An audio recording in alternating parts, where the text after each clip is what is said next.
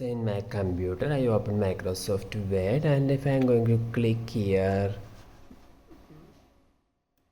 and if I'm going to select a button here,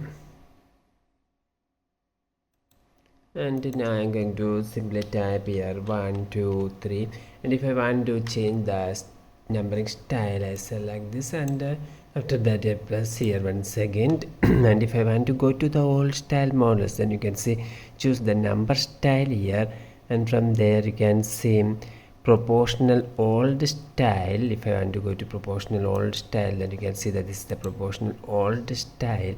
Or if you want to go to the old tabular model, then you can choose the number style, and from there you can simply choose here tabular old style. Now you can see that it's changed to tabular old style from default.